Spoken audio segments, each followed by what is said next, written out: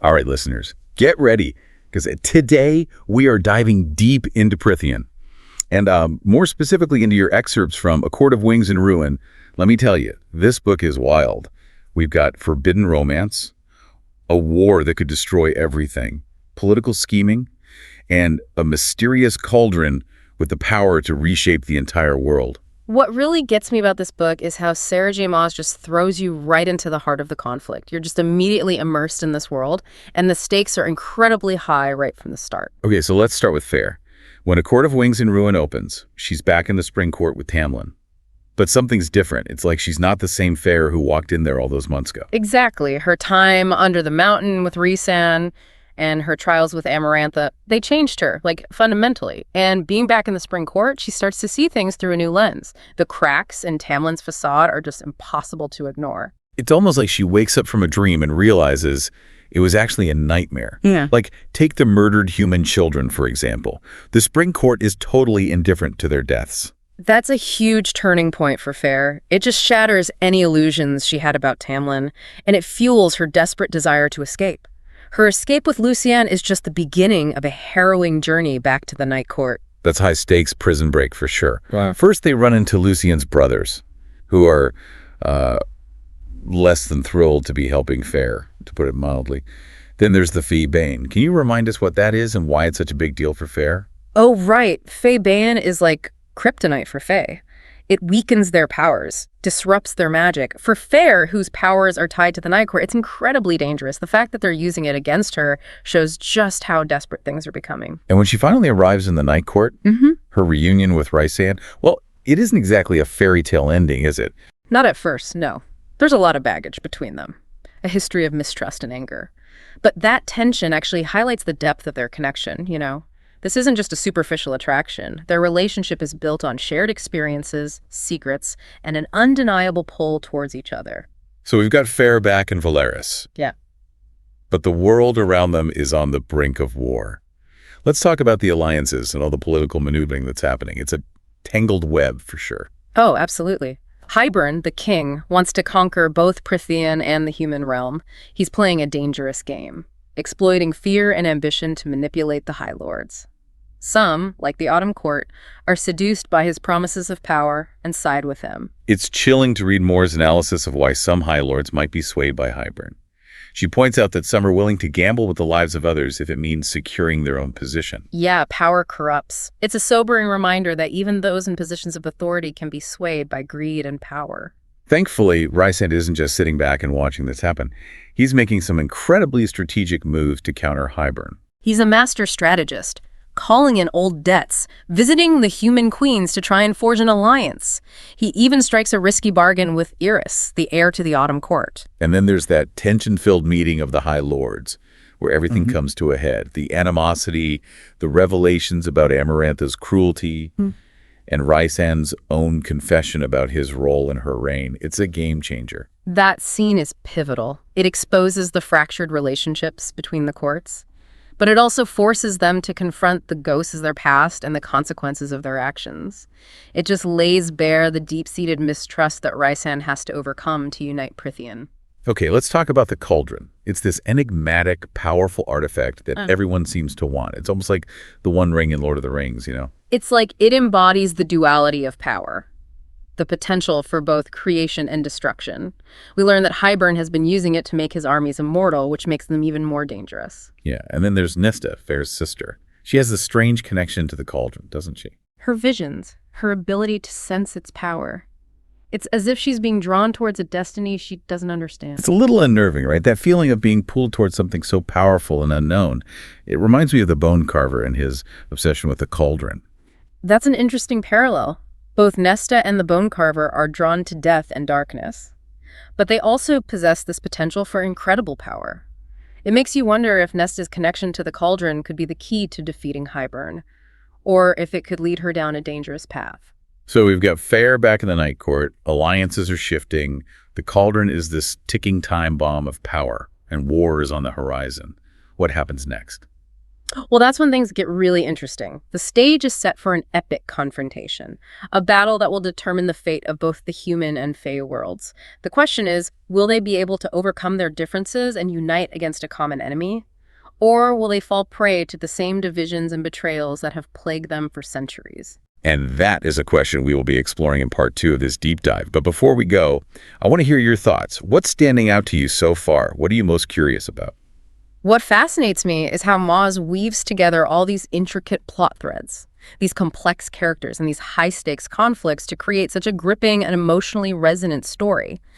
It's a reminder that even in the darkest of times, there's always hope, and that love, courage, and sacrifice can triumph over even the most formidable obstacles. Okay, so last time we left off with Prythian about to explode, everyone scrambling to secure alliances and get ready for this huge war. Yep. Let's talk about the battle itself. It's pretty crazy, lots of action and some really intense moments. Yeah, the battle's happening on multiple fronts, which makes things even more complicated. You've got Hybern's fleet showing up, seemingly invincible. Then the Febane supplies are destroyed. And then, bam, the human army arrives, led by Feyre's father. Talk about unexpected. It's like watching this giant game of chess, but you don't know who's going to win. What really struck me was how Maas balances these massive battles with these small personal moments. Like when Feyre uses the cauldron to bring Rhysand back, it's heartbreaking and exciting at the same time, you know? Oh yeah, that scene is a great example of how Maas mixes epic fantasy with real emotions. You get swept up in all the action, and then suddenly you're right back in the characters' heads seeing their sacrifices and their love. So we've got the battle and this theme of unity that keeps coming up. We see it in the alliance between humans and Fae, in the Night Court and their allies, and even in the individual characters who put aside their differences to fight together. It's a powerful message for sure, especially in a world divided by fear and prejudice and the constant struggle for power. A Court of Wings and Ruin reminds us that we're stronger together. Okay, so we talked about the battle and unity, but there's also this idea of a personal growth that's happening throughout the book. Almost every character is dealing with their past, facing their demons. Oh, absolutely. Like Feyre, for example. She goes from being a pretty powerless human to becoming this super powerful High Lady. But it's not just about getting power, it's about using it the right way to protect the people she cares about. Right, and then there's Nesta. At the beginning, she's so bitter and angry, carrying all this baggage from her past. But as the story goes on, she finds this inner strength she never knew she had. Her connection to the cauldron, even though it's a bit scary sometimes, helps her change. It's like a journey of self-discovery for her. She learns how to fight, how to use weapons, how to connect with the cauldron, all while dealing with the trauma she's been carrying for so long. And let's not forget Elaine. She might seem quiet compared to her sisters, but she plays a huge role. She helps secure that alliance with the humans and shows so much bravery going to Grayson and his dad. Her gentleness and connection to nature, which some might see as weaknesses, actually become her strengths. Elaine's story shows us that strength can come in many forms, and that even the quietest voices can make a big difference. Even the villains, like Tamlin and the King of Hybern, aren't just simple bad guys. They have their own reasons for doing what they do, their own fears and complexities. It's true, their choices are destructive, but they come from a place of pain. This desire for control, this belief that power is the only way to get what they want. It's a reminder that even the worst villains are still human, capable of both good and bad. So we have these characters who are growing and changing. But at the center of everything are the relationships. The bonds between these characters, whether it's romantic love, family, or friendships forged in battle, they really drive the story. The relationships in this book are woven right into the plot. They're not just side stories, they're the foundation of everything. Like Feyre and Rhysand, their love story is captivating. It's passionate, fierce, and built on trust and respect. They challenge each other, support each other, and push each other to be better. Their love isn't just about grand gestures. It's about fighting together, making sacrifices, and facing the darkness side by side. And then you have Nesta and Cassian. Their relationship is so fiery and full of tension. They're always pushing each other's buttons, but there's this undeniable spark between them. It's a slow burn, that's for sure. Lots of banter and challenges. But you can see the trust and respect building between them. It's a good reminder that love can be messy and unpredictable, but it's about finding someone who truly sees you. And then there's Elaine and Lucien. They're a bit more understated, but there's this quiet tenderness between them. They both have a lot of baggage from their pasts, but they find comfort and support in each other. It shows that sometimes the most meaningful relationships are the ones that develop slowly and gently. Okay, so we have these complex characters and relationships and this world that's falling apart. But what really stood out to me was how A Court of Wings and Ruin doesn't shy away from difficult topics. We see characters dealing with trauma, loss, betrayal. It's impressive how Maas weaves these heavy themes into the story without making it too overwhelming. They add depth and realism and make you think about the complexities of life. Like Moore, for example. Her story about her sexuality and the struggle she's faced because of it is so powerful. It's a reminder that even in a fantasy world like Prythian, prejudice and discrimination are still real. Moore's story is about being true to yourself, even when it's hard, and fighting for the right to love and be loved for who you are. And then there's the renegotiation of the treaty between humans and Fae at the end. It's like a rejection of the old ways and a vision for a better future where everyone can coexist. It's a hopeful moment, but it also shows how fragile peace can be. It's a reminder that building bridges between different people takes constant effort and communication. It's a step in the right direction. It shows that even after all the war and division, there's still hope for change. And that's what makes A Court of Wings and Ruins such a great book. It's a story about making choices, the importance of coming together, and how strong the human spirit can be. It reminds us that even when things are dark, there's always hope, and that even the smallest actions can matter. Okay, so we've covered the battles, the alliances, those characters and their pasts. But one thing that really stuck with me is how A Court of Wings and Ruin explores the idea of power.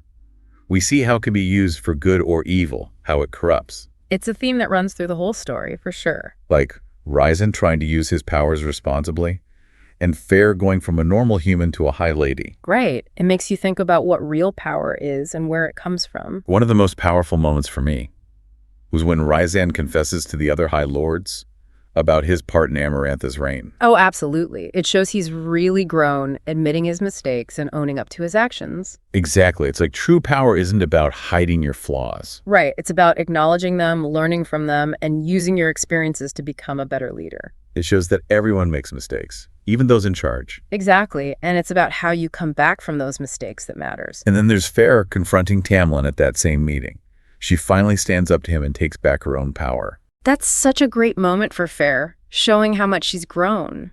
She refuses to be controlled anymore. She's using her power to protect herself and those she loves. It's like a reminder that we can all break free from bad relationships and take back control of our lives. Speaking of taking control, what about that scene where Feyre renegotiates the treaty between humans and Fae? Oh, that's a huge moment. It's like she's throwing out the old ways and imagining a future where everyone is equal. Exactly. She's saying that humans and Fae can work together. It's hopeful, but it also shows how much work needs to be done. Right. It's just the first step towards real peace. It takes more than just ending a war, you know? It takes a change in how everyone thinks, a willingness to let go of old prejudices and build something new. That's what makes this book so great. It gives you hope that even in a world full of conflict, change is possible.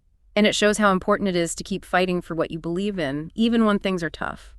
Well, I think that about wraps up our deep dive into A Court of Wings and Ruin.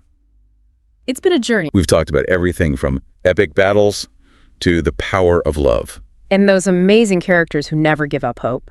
We hope you enjoyed exploring Prythian with us, and we encourage you to keep thinking about these characters and themes. Share your thoughts with other fans, and most importantly, keep reading.